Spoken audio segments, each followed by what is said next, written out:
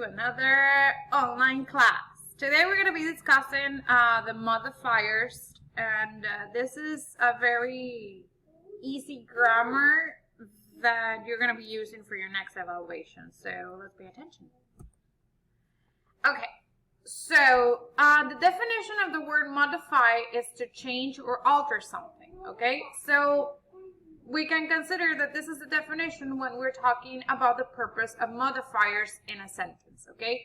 The modifier changes, clarifies, qualifies, or limits a particular word in a sentence in order to add emphasis, explanation, or detail, okay? The modifiers tend to be descriptive words like adjectives or adverbs, and I will give you an example to illustrate the power of a modifier. In the first sentence we say, Sarah was sure fit for junior prom queen.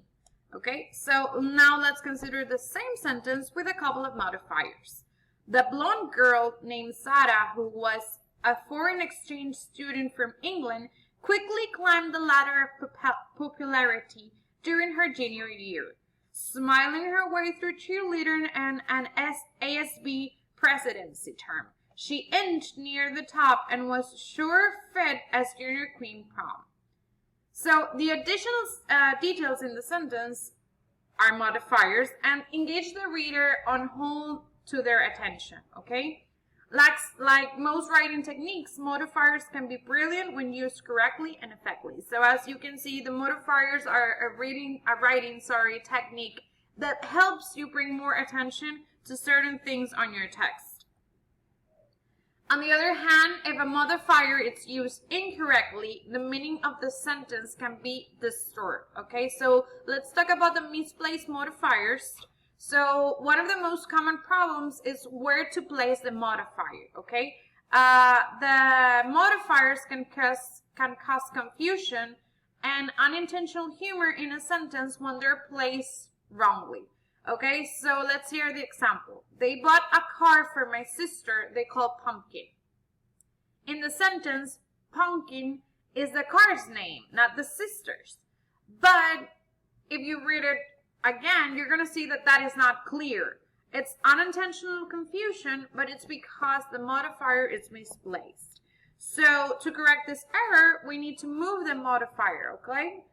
They bought a car they called Pumpkin for my sister. So as you can see, by switching the place of the word pumpkin, we change completely the meaning of the sentence.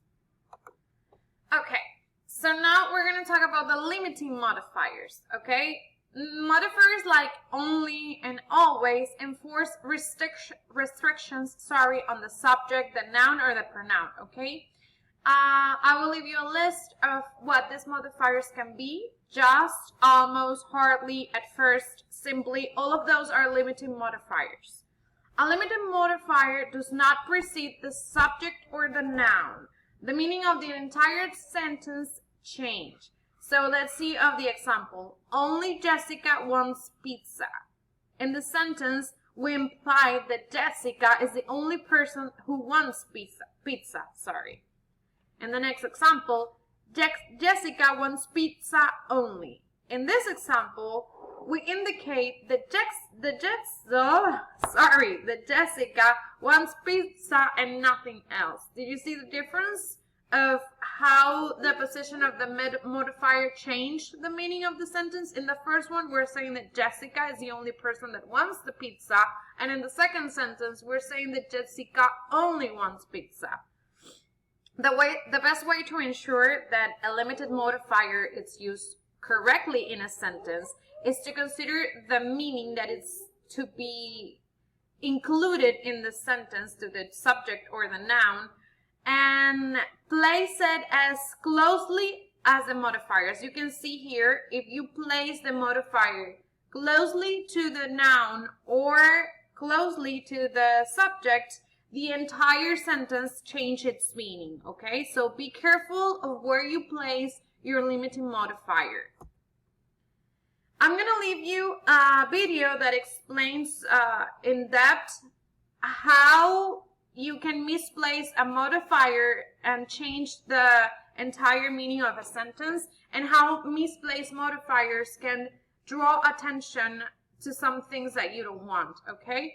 And in the next video from the Khan Academy that has very interesting videos, not only in English, but in math, science, and other subjects that I highly recommend you to check out their website, I will leave you a video that explains how to handle the modifiers in different types of text and sentences in order to understand better how you can take the most advantage of this grammar content that I'm giving you, okay? Remember that if you have any questions, any doubts, or even suggestions, you can contact me through the Hangouts application. You can leave me a comment on the Google Classroom, or you can send me an email. You know that I'll be more than happy to hear from you and know how you're doing and help you out with anything that you need. Well, that's it for today. See you next time, guys. Have a nice day.